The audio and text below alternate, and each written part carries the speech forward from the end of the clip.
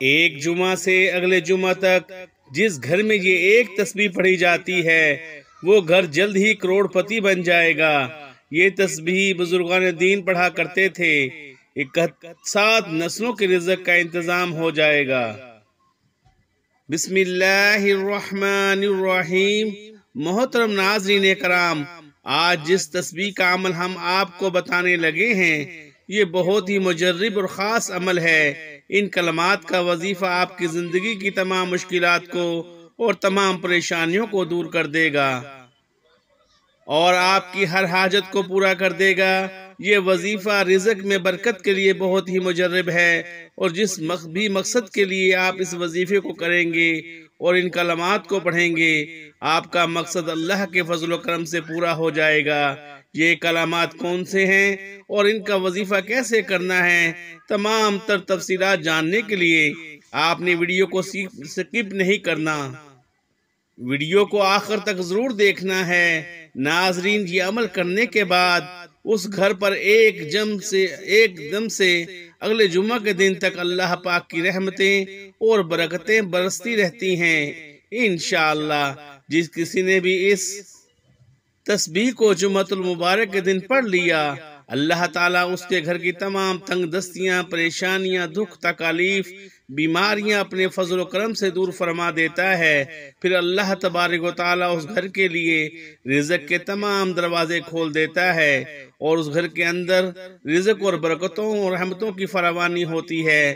اس کے علاوہ جس بندے کو کہیں سے آرام نہ آتا ہو، یعنی کہ وہ بیمار ہو اور کہیں سے اس کو فاقہ نہ ہوتا ہو، یا سکون و آرام نہ آتا ہو، اور نہ ہی دوائیاں اثر کرتی ہوں، یعنی وہ انسان بہت سے ڈاکٹروں کے پاس چکر لگا کر تھک چکا ہو، اس کو چاہیے کہ وہ بھی اس تسبیح کو پڑھ لے۔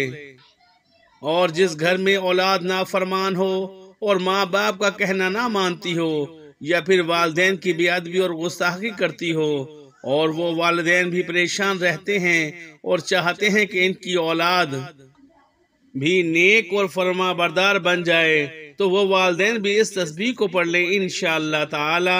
پھر اس گھر کے اندر بھی محبت اور سکون آ جائے گا۔ پھر ہر پریشانی، دکھ، تکالیف اور بے برکتی اللہ تعالیٰ اپنے فضل و کرم سے دور فرما دیں گے، اور ہر مشکل دور ہو جائے گی۔ ہر مسلمان کا عقیدہ ہے کہ جمعۃ المبارک کا دن بہت ہی بڑی فضیلت اور عظمت والا دن ہے۔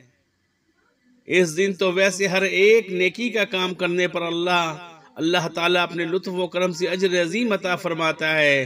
حضرت ابو سعید خدری رضی اللہ تعالی عنہ سے روایت ہے کہ حضور نبی کریم صلی اللہ علیہ وآلہ وسلم نے ارشاد فرمایا، جو شخص جمعہ کے دن سورہ کہف پڑھ لے اس کے لیے نور روشن ہو جائے گا۔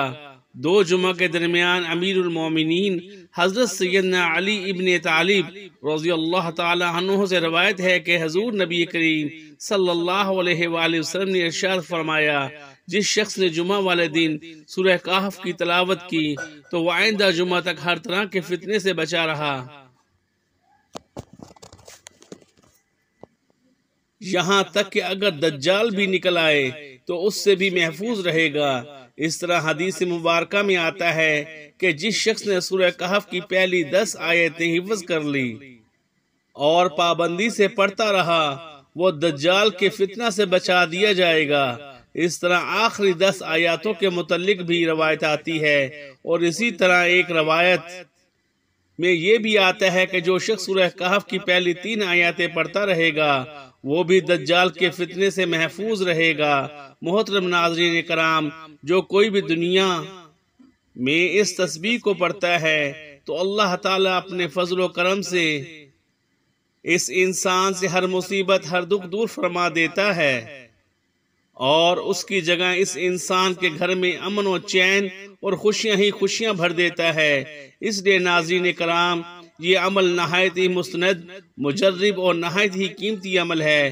اس عمل کو کرنے والا شخص کبھی بھی پریشان نہیں ہوتا، کبھی مایوس نہیں ہوگا انشاءاللہ تعالی، وہ جہاں بھی جائے گا اللہ تعالیٰ اپنے کرم سے اس کو کامیابی اور فتح ہی عطا فرمائے گا۔ اگر کسی کی جوان بیٹیاں گھر میں بیٹھی ہیں اور ان کے رشتے کے مسئلے مسائل ہیں یا ان کا کسی اچھی جگہ رشتہ نہیں ہو رہا اور آپ چاہتے ہیں کہ کسی مناسب جگہ بیٹی کا رشتہ طے ہو جائے تو آپ بھی یہ عمل کیجئے، انشاءاللہ اللہ تعالیٰ پاک کے فضل و کرم سے یہ مسئلہ حل ہو جائے گا۔ آج کا عمل نہایت ہی آسان ہے اور نہایت ہی مسند اور مجرب ہے۔ آج عمل بھی اسی طرح ہے جس طرح جمعہ کا دن اپنی بڑی فضیلت، اہمیت اور شان رکھتا ہے، اسی طرح یہ عمل بھی بڑی فضیلت، عظمت اور اعلیٰ شان والا ہے، کیونکہ جمعے کے دن جو شخص غسل کرتا ہے، خوشبو لگاتا ہے، اچھے خوبصورت اور صاف ستھرے کپڑے پہنتا ہے، اپنے ناخن تراشتا ہے، اللہ تعالیٰ یہ کام کرنے پر بھی اس انسان کو اجر عظیم عطا فرماتا ہے۔ تو پھر آپ ہی اندازہ لگائیے کہ یہ دن کتنی بڑی فضیلت، شان اور نہایت ہی عظمت والا ہے۔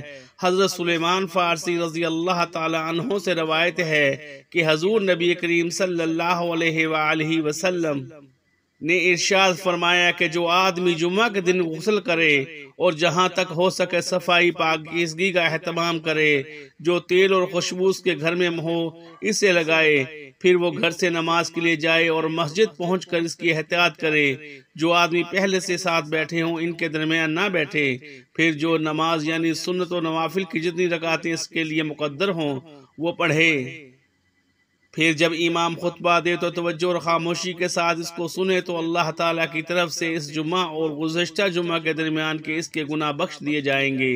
محترم ناظرین کرام، آج کا یہ عمل کرنے والے کی زندگی سے پریشانیاں اور تمام دکھ انشاءاللہ تعالی ختم ہو جائیں گی اور اللہ پاک کے فضل و کرم سے رزق کی تنگی اس بندے کی زندگی سے ہمیشہ ہمیشہ کے لیے ختم ہو جائے گی۔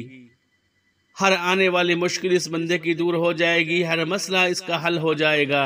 یہ عمل نہایت ہی آسان ہے، اس عمل کو بچہ بھی کر سکتا ہے، بوڑھا بھی کر سکتا ہے، جوان بھی کر سکتا ہے، کسی بھی عمر کی کوئی بھی لڑکی یا عورت کی بآسانی یہ عمل کر سکتی ہے، مرد بھی کر سکتے ہیں، لیکن خواتین اپنے مخصوص دنوں میں اس عمل کو نہ کریں۔ پھر جو بھی جمعہ ٹھیک ہے وہ عمل شروع کر لیں انشاءاللہ تعالی۔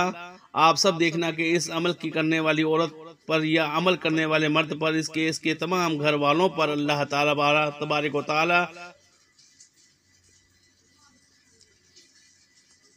اپنی کتنی فضیلتیں، رحمتیں اور برکتیں نازل فرماتا ہے۔ محترم ناظرین کرام، آپ اس عمل کو جمعہ والے دن کسی بھی وقت کر سکتے ہیں، لیکن جمعہ کی نماز کے بعد کا وقت سب سے بہتر ہے۔ اگر آپ اس وقت مصروف ہیں اور اس وقت نہیں کر سکتے تو جمعہ کی نماز کے بعد سے لے کر آپ مغرب تک کسی بھی وقت بآسانی اس عمل کو کر سکتے ہیں۔ اگر آپ جمعہ کی نماز سے لے کر عصر کے وقت تک کریں گے تو سب سے پہلے 2 رکعت نماز نفل صلاۃ الحاجات پڑھیں، اور اگر عصر کے بعد کریں گے تو اس وقت نفل کا ٹائم نہیں ہوتا، اس لیے آپ فرض نماز جس جگہ ادا کریں گے اسی جگہ پر آپ نے بیٹھ جانا ہے۔ مرد تو مسجد میں ہی کریں، لیکن خواتین اپنے گھر میں ہی جس جگہ پر وہ نماز ادا کریں گی اسی جگہ پر بیٹھے بیٹھے ہی انہوں نے اس عمل کو کرنا ہے۔ پہلے اپنے مقصد کا مکمل تصور کریں، یعنی جو بھی آپ کی حاجت ہے یا جو بھی آپ کا مقصد ہے اس کو اپنے ذہن میں رکھتے ہوئے آپ نے اس عمل کو کامل یقین کے ساتھ شروع کر دینا ہے، اور آپ نو پڑھنے کے دوران بھی مکمل دھیان، توجہ اور یکسوئی کے ساتھ اپنے مطلوبہ مقصد کو بار بار ذہن میں گھماتے رہیں۔ کہیں یہ نہ ہو کہ آپ عمل تو اپنے کسی دوسرے مقصد کے لیے حصول کے لیے کر رہے ہوں، لیکن آپ کے روشن دماغ کے اندر کسی دوسرے مقصد کا سین چل رہا ہو۔ اگر ایسی صورتحال درپیش ہوگی تو پھر آپ کا کیا کیا گیا یہ عمل آپ کو اس قدر فائدہ اور برکت نہیں دے گا، لیکن پھر بھی چھڑنے پر اجر و ثواب تو ملے گا۔ آپ اس عمل کو کرنے سے پہلے 3 مرتبہ اعوذ باللہ من الشیطان الرجیم پڑھ لیں، پھر 3 مرتبہ بسم اللہ الرحمن الرحیم پڑھ لیں، اس کے بعد 7 مرتبہ درود ابراہیمی پڑھیں۔ 1 مرتبہ درود ابراہیمی میرے ساتھ بھی دہرا لیں تاکہ ہمیں بھی ثواب مل سکے۔ اللہم صلی علی محمد وعلی آل محمد کما صلیت علی ابراہیم وعلی آل ابراہیم انکا حمید مجید۔ اللہم بارک علی محمد وعلی آل محمد كما باركت على إبراهيم وعلى آل إبراهيم إنك حميد مجيد۔ آپ نے 21 مرتبہ لا حول ولا قوت الا باللہ العلی العظیم پڑھیں۔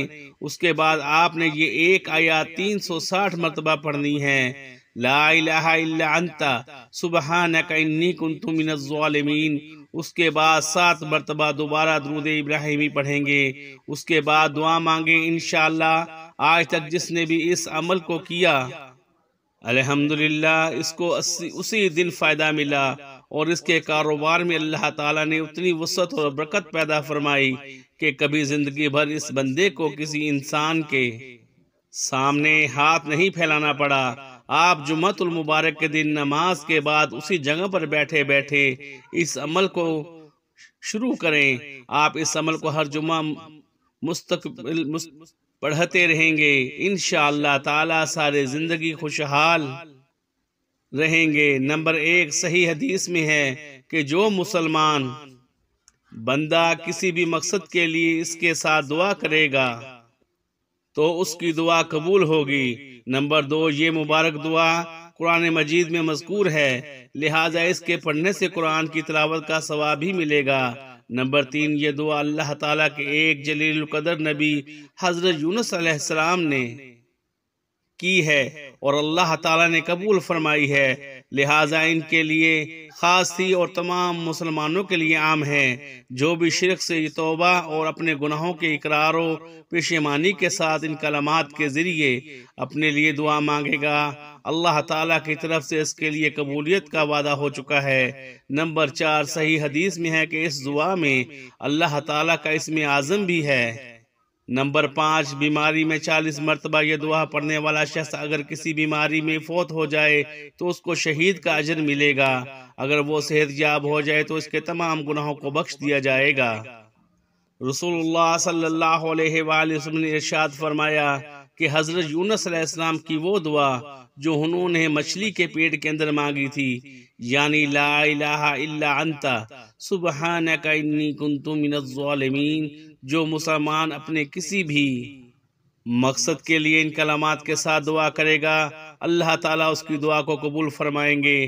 آخر میں دعا ہے کہ اللہ تعالیٰ ہمارے اس وظیفے میں کی گئی کسی بھی قسم کی کوئی بھی کمی کوتاہی کو اپنے پیارے حبیب حضرت محمد صلی اللہ علیہ وسلم کے صدقے معاف فرمائے اور ہمیں قول و فعل کا پکا اور سچا مسلمان بنائے۔